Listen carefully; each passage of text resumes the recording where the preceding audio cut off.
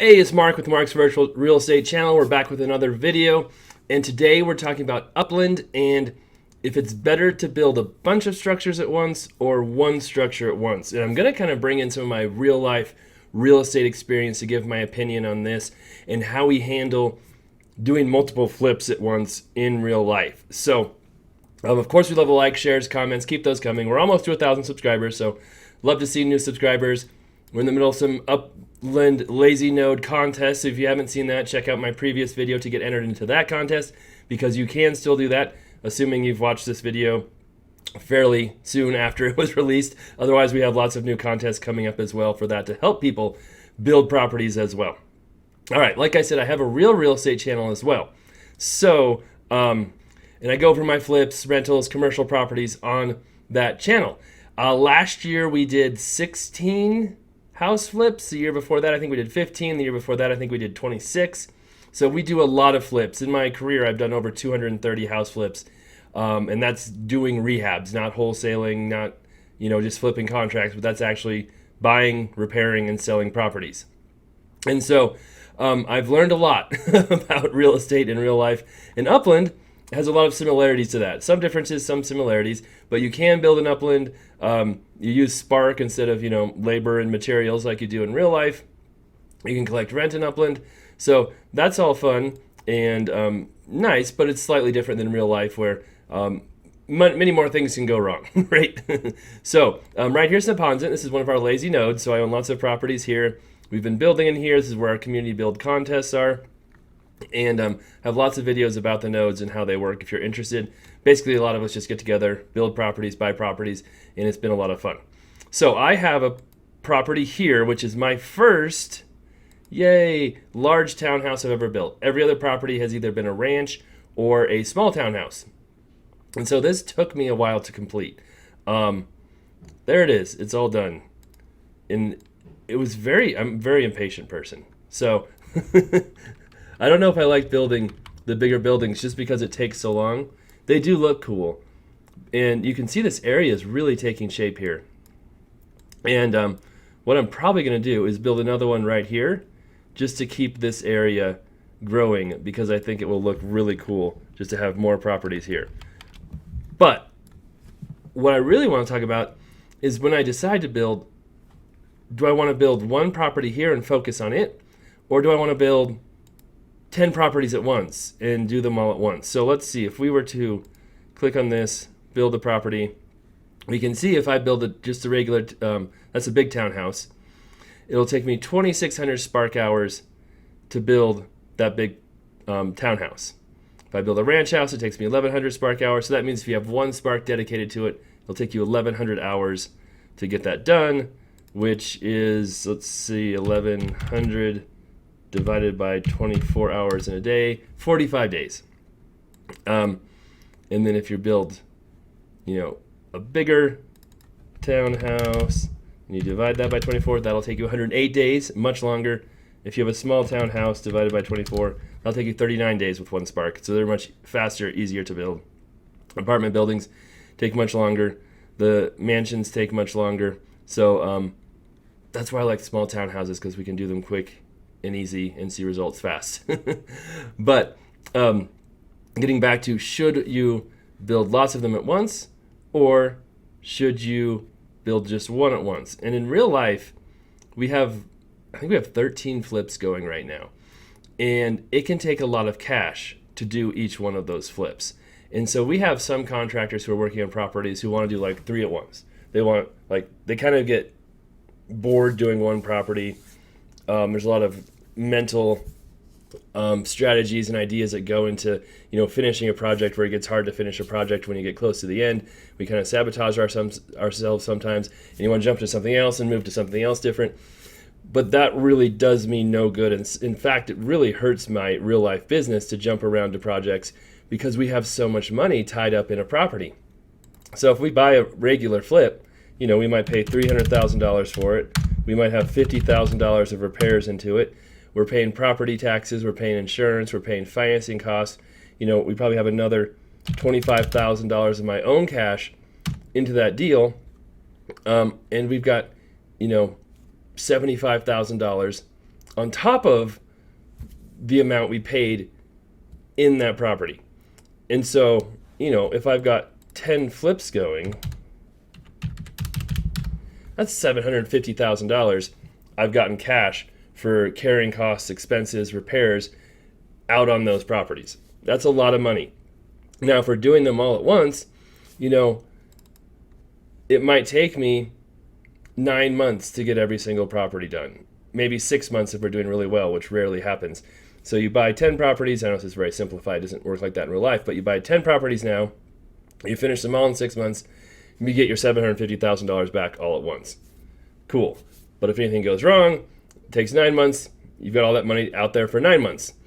However, if you just focus on one and go full bore on one, maybe you can finish one in 2 months. And then you finish another one in 4 months. You finish another one in 6 months. And you kind of knock them out, one at a time. Then, instead of having $750,000 out there all at once, I've got $675. Then I'm down to $600. And I can take that money, and not only is it a cushion, if anything goes wrong, I have problems, or the real estate market crashes, which I don't think it'll happen, but you never know.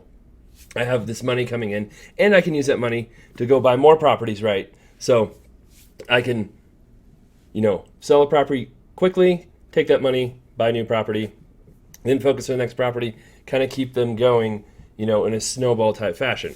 Or if I'm doing them all at once, it's like you buy 10, then you sell 10, then you buy 10, you sell 10. First off, it's really hard to ever find the 10 in like 1 month and buy them all at once. So they always seem to come in stages and steps. We don't always know when we're going to find those properties.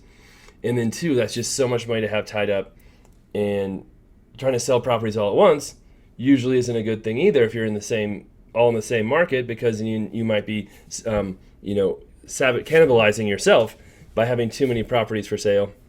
It might lower your sales prices. So in real life, it really makes sense to focus on one project, get it done, then move on to the next, then move on to the next. Now, we have multiple contractors working. We don't just have one contractor. So with our 13 flips we have going, we have 4 or 5 contractors working on one project, one house at a time. So we get those done, then that contractor moves on to the next house, then they move on to the next house.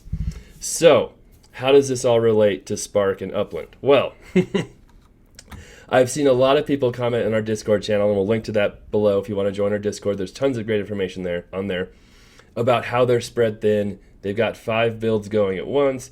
It's taking them like a year to get anything built. It's very frustrating, and they want some help with Spark. And that's exactly what happens in real life too, where if you've got 5 projects going in a limited amount of Spark, it's going to take such a long time to get those done. You might lose interest. It's not fun for you. It's not exciting. And it seems like it'll take forever to actually see any results. So the most builds I've ever had going at one time is 2. And that seemed like too many for me. It seemed like too long. Doing this large townhouse seemed like it was too long for me. I lost interest in the game. So even though in Upland, maybe it's better to build, large apartments or big townhouses, or ranches don't take that much longer. But in the long run, if these apartments, I'm trying to find an apartment, are worth way, way, way more. There's an apartment being built now, right? Let's see how long it's going to take them. They're at 141 days, and they have a pretty good amount of Spark dedicated there. So that just shows you how long it takes. So maybe from a purely economic standpoint, the extra Spark and time it takes to build that apartment is worth it over building 10, small townhomes, although it might not be.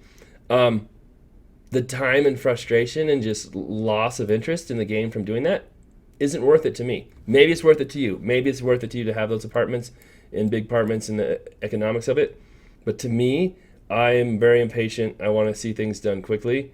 And it's worth it to me to have things done, to have smaller projects, to do one at a time, than it is to build big ones or have a bunch of them going. So yeah, I mean, it can look kind of cool if you have, 3 shells going up at once, and it can make the neighborhood look like things are happening, but it looks a lot cooler when they're finished, in my opinion. So for me, I do one build at a time. That's it. I focus all my effort on that one build, try and get it done as quickly as I can, and then I move on to the next build. I'm not trying to spread myself too thin. I'm not trying to start a bunch of multiple builds. I think that just is kind of asking for disinterest, for frustration, and what if you decide you need to sell a property to get cash, right? Or you lost interest in a certain neighborhood and you want to move to a different neighborhood, and now you've got 5 properties that you've spent a month building, but they still have 6 months to go, and you can't sell them with a partially built house on it, right? You have to demolish that property to sell it.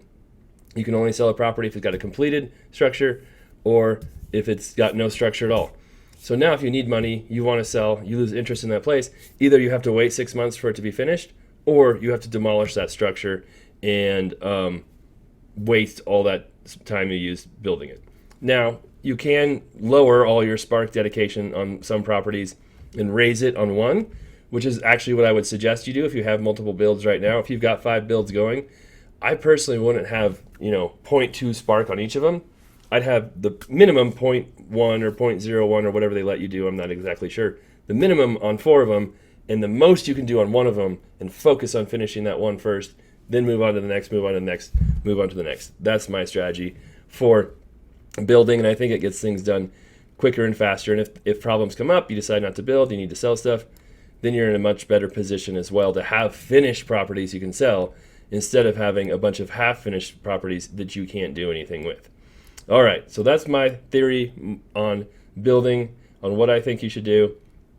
Again, it's up to you. If you have different strategies, great, go for it. But that's my theory coming from like a real-life real estate standpoint. Hope it helps.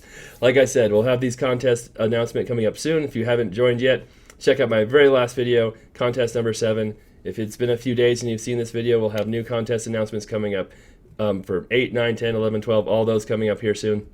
So make sure you subscribe. Love the support. Love seeing the comments. Keep those coming. And we'll be back with more coming up here soon.